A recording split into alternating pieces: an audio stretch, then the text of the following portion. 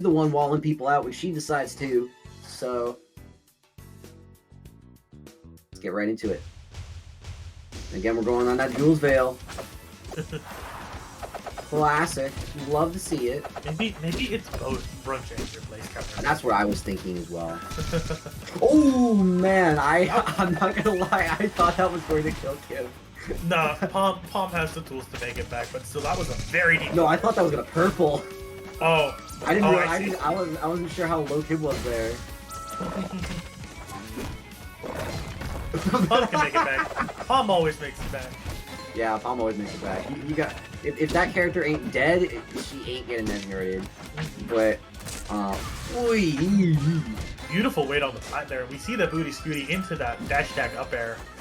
We're gonna see it again. Oh, but whiffs it. Whips the up air there too for the kill. Brunch. Oh, great weight. Just crouches down, waits for the roll, and then when Brunch doesn't fight, catches up with that dash attack and is able to get the landing punish into kill. Seeing great use of that fair slide right now from Kib to like cover these Sylvanos tech chases and recoveries. Yeah. So far, Kib has been doing a really great job of just neutralizing a lot of what Brunch is trying to do. We were saying at first about how this might be a rough matchup, but who knows? It might be the other way around. Well, it might be like one of those things where it's like, okay, Sylv's disadvantage because he's so big, his disadvantage can be really hard to play around as a Sylv player, but you're able to just kind of like zone them out, and your sweet spots and your strongs are just so strong that eventually your move will just kill. Yep. Alright, good chomp there in order to make it back. Only gets the sour spot, however, so no kill. I think that's really what Brunch wanted there. It doesn't matter, it gets the bad DI and the dash attack, and we're even up here, but with a significant deficit on part of Brunch here. Anything is going to kill and gets the jump read into the up air.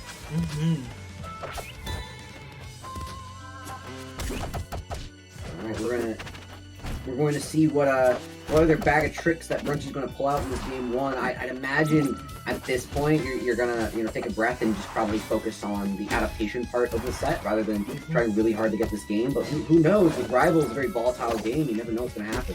Yeah. Yeah, Brunch is doing a good job of getting just these little bit instant bops. Yeah. Trying to climb up the percent. If Brunch had one more shot, this would be a dead even game right now. But unfortunately, he is down that he is at that deficit. Yeah, that's the problem about a character like this is that if you're really not making the most of your neutral wins, it's just so rough. But like I said, that bag of tricks. And you got that down angle back air in order to clap keep there, and now we're seeing a lot of jabs right now, and then except after the end, it's like we're seeing down tilts, we're seeing the pedal wave, and a good like adaptation from Brunch. He might be able to bring this back. Yeah, Brunch playing fairly grounded here. Try to really neutralize a lot of the big aerials that Pomme has. Great parry. He parries the fair. Ooh, almost. Barely not connecting. Yeah, I think that would have purpled as well. Especially that high up. Right now, Kib is trying to find his way in, but Sylva's not making it easy. Yep. And again, catching Brunch going high there. I think if I was Brunch right now, I would probably think about doing fast fall out of hit stun and trying to go low. Because you've been caught twice now.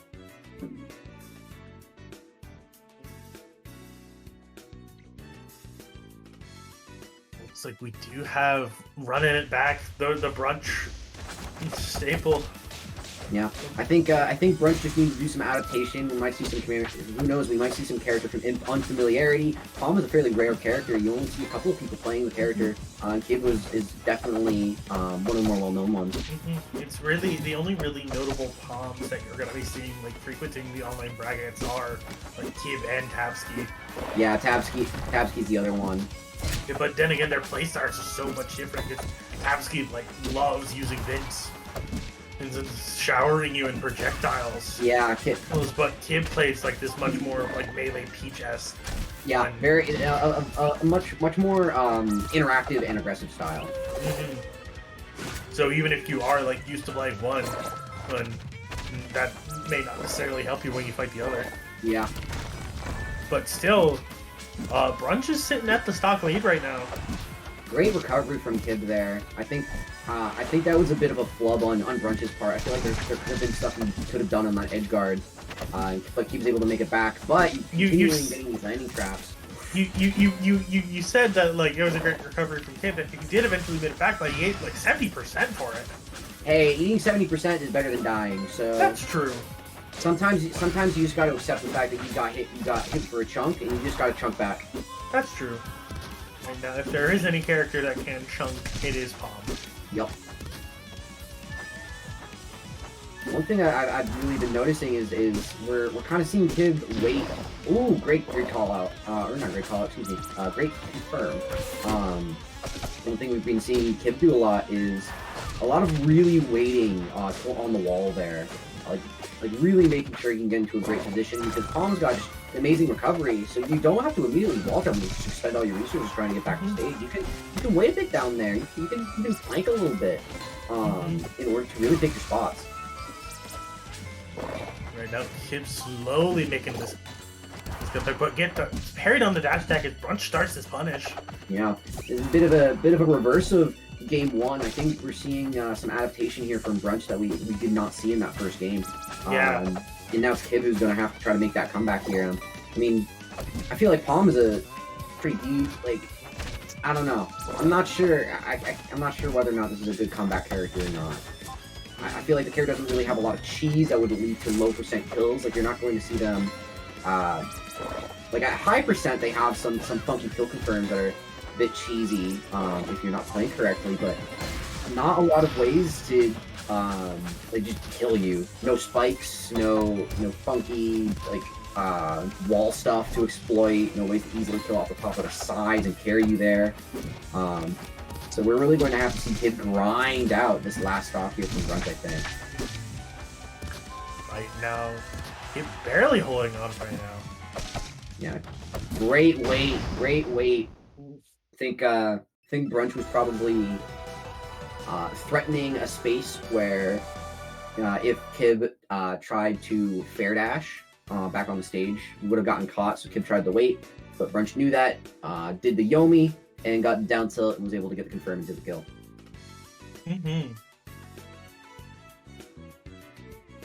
But we're moving on into game 3 on Spirit Tree. I mean, both characters going to be dying a lot earlier. Like, on that last stock there, Kib was doing a phenomenal job DIing. And now, now we're seeing kind of the inverse of that Kib Mutton game, where Mutton brought Kib to the stage because that's rough. Because of the edge guarding that Kib was doing to Mutton and the notes. And now we're seeing Kib take Brunch to the stage. And for similar reasons. Yeah. Just gonna see if Kib is able to make that adaptation. Because we saw how Brunch was able to do that versus him. He was able to take that game too accordingly. Alright, yep, can't DI good forever. It's one thing I'm kind of noticing with, great movement there from Kib. One thing I'm noticing from Brunch is when he's getting hit by those fares, he's going high every single time. He gets hit, he's immediately up being right above Kib, and Kib's really latching onto that and is like getting a lot of mileage out of it. I would like to see what Brunch can do to really mix it up. Yeah, but as long as he doesn't get knocked off stage, he may not necessarily have to do that. Because right now he's doing he's doing a good job of like maintaining of that way to play on stage. Yeah. The last two games were kind of both players kind of running away with a lead, but this one has been a bit more closely contested so far. But still, Kib calling out Brunch's jump there with that up air. They're managing to take the lead right now, and we're gonna see this bit of percent right now. Oh my goodness, I was fully expecting an up special there. Yeah, if Brunch DI'd that the other direction, he was getting up bead. Yeah. But was able to correctly DI and not worry, and now is able to make this back. 72, not terrible, because like I mentioned before, Pomme doesn't really have any good ways of just like deleting a stock without like a condensed advantage state. Yeah, or already having a large amount of set play set up on the stage. Yeah. But even if you have that set play set, oh my goodness! Oof, that's rough. Hit buddy. Vince, but was able. Kid was able to use that hit pause there in order to just slap Brunch out of the air. You have a character switch. Yeah. We do indeed have a what? Okay. Oh, okay. All right. I figured like still just try and like play Guppy with the bomb because that's clearly what's been working out. Yeah, I mean, in some of the online brackets, Kid has been playing trying out other characters, but to switch to the SK when you are an advantage. Yeah, and especially when we're so deep in the bracket here, in this winners finals. I don't know, I feel like that would be something you try out to start the set, and then, you know, switch back into the Pomme if it ain't working out, but you know what? I am very confused right now. Yeah. It is. I don't think SK was the place, especially because you're 30 seconds in and you're already on the stop. Brunch ain't confused. He don't give a damn. He's playing just as smooth. This doesn't sketch him out at all. Bro is anything but flabbergasted. This very predictable recovery, because while SK recovery is good, I mean, you have to play very weird to try and mix it up. Yeah, and I think Sylvanos, especially because of that dash attack, has a really easy way of calling out landing with up B. Because the thing about SK up B is that while it's slow, it's got this like massive hitbox that you've got to kind of maneuver around that landing hitbox in order to actually get a punish. And the gap is because of that is not as wide as you might think in order to actually get the punish, but when you're Sylvanos, you can just get that dash attack and just plow right through it. Right now, Kid fighting for his life, trying to get some percent on the board on Brunch's second stock. Yeah, SK's traditionally a snowball character, but the snowball's starting to melt here. You gotta start making a comeback, and SK's not really good at that when you don't got a lot of items. Yeah, he does have Horn on deck, but still, Brunch is not giving him any opportunities to get that money. Or go for a fish or something, but still. Well, if Brunch is able to, let's say, get that momentum mill on deck, it might be able to swing in his favor, but we'll just have to see if that's even possible. One thing I've been noticing from Brunch is now that Kib is out not playing Pomme anymore, we're seeing more of like Brunch's traditional play style, where we're seeing a lot more of those of just like tech chasing dash attacks. Yeah. Ooh, great interrupt there. You may not do as you please, Dr. Doom. Yep. Great DI, fantastic DI to not get killed by the horn there. That was a bit scary. Yeah. Like you were mentioning, Brunch is playing a lot more aggressive right now. Oh, and Kib is trying to get this kill with the horn. It's not quite working out in his favor though, unfortunately. Also, I'm not sure if you noticed right there, but that was a double dunk opportunity. But it doesn't matter. It doesn't matter. It gets the up smash. Yeah. Bit of a slaughter. The poor man is found dead in Miami. Yeah. We are now going to Game 5. Sticking with the SK. We're talking about Miami. Now we're going straight to the Everglades here, it's looking like.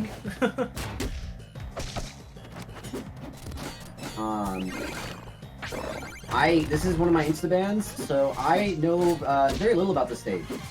Well, because it's like the best of both worlds of Tower and Spirit Tree. The platforms might be a little bit higher, but they do have that little bit of a dip over the edge of the stage that can help with your recovery. But then you also have the tri-plat layout.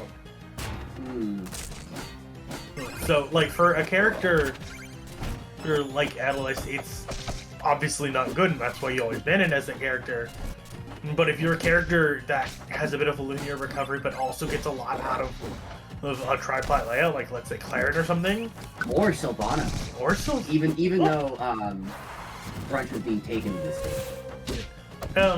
Sylphs don't tend to look too favorably upon this stage. I know one Sylph who is like kind of who has conditioned themselves to play on this stage. I'm not sure, but in my head I could definitely see why this would be good for recovering. But obviously there might be some other things that Sylvs don't particularly like for the stage in the neutral. So who knows? Maybe Kib just went to the stage because, you know, hee hee ha ha, it's my character stage. Perhaps. But doesn't have enough money there yet. And wasting his respawn in little Brunch is, like, saying very comfortably right now. Yeah, not enough money, and then you also saw Kib not, like, going to like get the most out of cash. He had 2 of those big gemstones there, those big pink ones that you give like they give 100, I believe, or something like that. And just completely ignored them. So not being very economical here is Kib. Yeah, you'd think the capitalists would be better at spending money, but alas. Yeah. We live in America. Yeah, this is indeed a country of all time, and this has been a hell of a set so far, however. But Brunch still doing a good job of just forcing this Brunch repeat, burning his resources, but he still had his jump. Unfortunately, Brunch was quite ready for where he was gonna go. Yeah, throwing out that up smash, and that was a bit of an unforced error on Kib's part, just kind of missing the parry there. It's always unfortunate to see something like that. Like when you know the move's coming, you land successfully, but you just don't. Ooh, okay, all right. Oh my goodness. Kib got his one. He got his one funky stock, and who knows? That might be it, or it might not.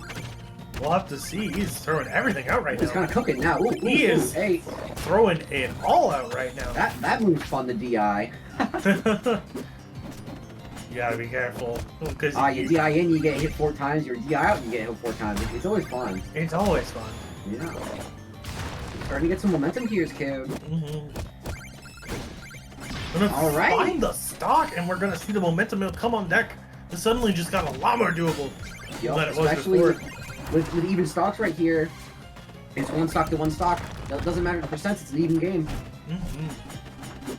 You know, now with that extra like ambiguous movement and from those like super wave dashes, it's gonna be a lot harder for Brunch to make these calls. But he is making that call out right now. Yeah, who cares about calling out slippery movement when you've got, you know, a fair that covers a quarter of the stage? True. Right now, Kib pressing his advantage just a little bit. Gets DI there, DIing down and away in order to not get anywhere near the top of that blast zone anymore. Uh-oh, but push that up there. Cost him a little bit, but we are gonna see the Duke on deck. I can smell another Duke coming. I think what I was saying was wrong earlier. Oh my goodness. Oh, didn't quite make it work just yet. You know, both players are gonna be fishing for this kill. Now we're at the very tail end of the set here, folks. Any wrong move could lead to the end of the stock. Bad confirmed. The up air is gonna do it. Yep. Yeah, that's a very nail biter game there. You know, but unfortunately for Kib, somebody has to be sent home, and that